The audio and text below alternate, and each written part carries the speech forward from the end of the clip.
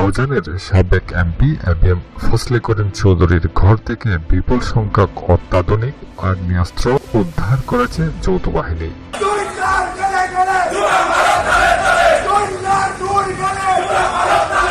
25 September বুধবার ভোররাতে চট্টগ্রাম জেলা পুলিশ ও রাউজান থানা পুলিশ যৌথ অভিযান চালিয়ে এই অস্ত্র উদ্ধার করে। জানা যায়, বুধবার রাত 2:15 রাউজানের গহিরা বক্স এলাহি বাড়ির বাসিন্দা রাউজানের সাবেক এমপি এবিএম ফজলে করিম চৌধুরীর বাড়িতে অভিযান চালায় যৌথ বাহিনী।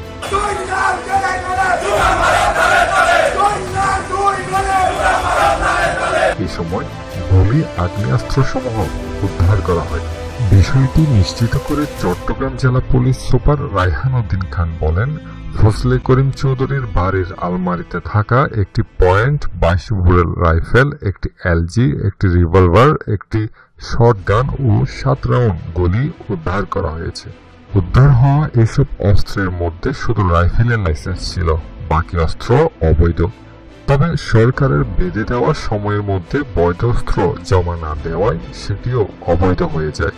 অস্ত্র গুলি উদ্ধারের ঘটনায় রাউজান থানায় মামলা হয়েছে।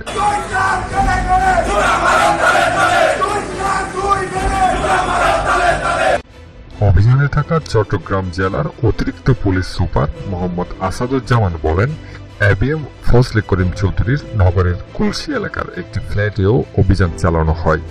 এই সময় হত্যা মামলার অন্যতম আসামি রাউজানের সাবেক এমপি এবিএম ফজলে করিম চৌধুরীর ছেলে ফারাজ করিম চৌধুরীকেও গ্রেফতারের অভিযান চালানো হয় বলে জানা যায়, তবে সেখানে তাকে পাওয়া যায়নি।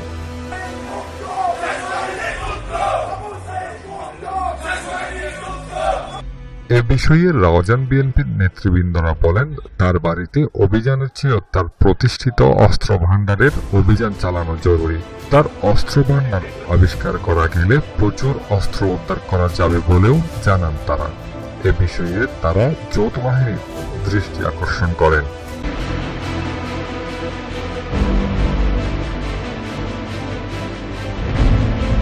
12 সেপ্টেম্বর সকালে ব্রাহ্মণবাড়িয়ার আখাউড়া সীমান্তের আব্দুল্লাহপুর এলাকা থেকে এবিএম ফজলে করিম সহ 3 জনকে আটক করে বর্ডার গার্ড বাংলাদেশ।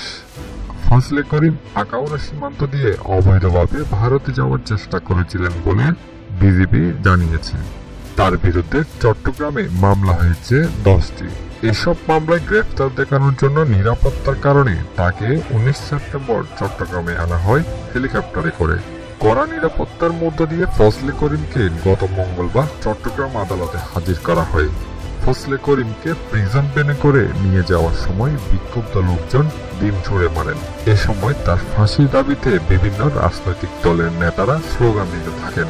বর্তমানে রাউজান থানার এক মামলায় ফজলে করিমকে 2 দিনের রিমান্ড শেষে কারাগারে প্রেরণ করা হয়।